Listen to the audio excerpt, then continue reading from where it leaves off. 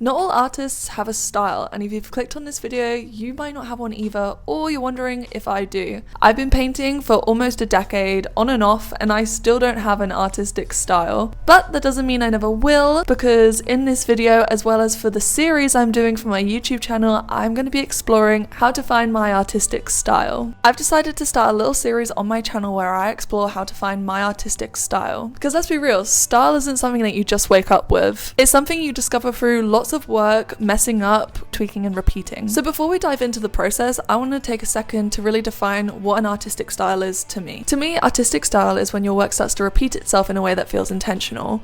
You find a rhythm, a subject you're drawn to, a medium that feels like home, or a process that just fits. It's when someone looks at your work and goes, oh, that's you, and I just don't have that yet. Despite painting for years, I probably rate myself like a 6 out of 10 on a good day, but that's okay because I love art, and I really believe that creating an intentional body of work will help me find my style and maybe even an art business one day.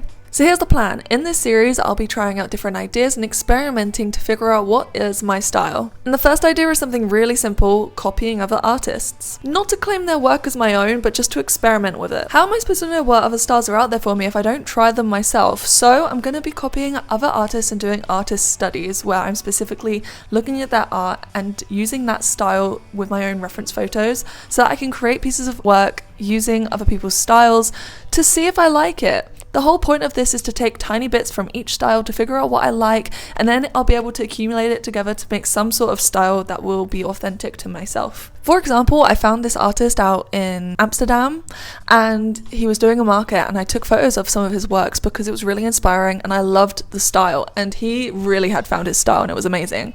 And I asked him how he did it. Then I used my own reference photo and I created my own painting using the process that he taught me. He used gouache to outline, so that's what all the black lines are, and then he used oil paint to create and fill in the rest of it. His was much better and more complex than mine. Mine feels like painting by numbers. This is a really great example of me trying out someone else's style.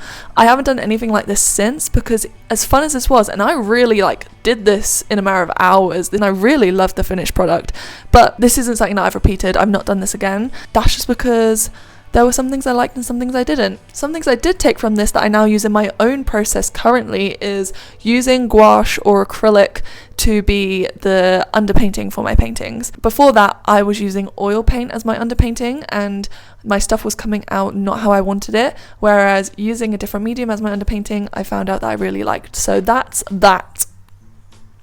So the goal isn't to just become a copy of someone else, it's to look at the tools and processes that other artists use and put it all together to create a style for myself. Because style isn't all about aesthetic, it's also about preference, and I've realised that mine is all over the place. It's a mess honestly, but it's my mess, and this whole series will help me figure out my mess into my style.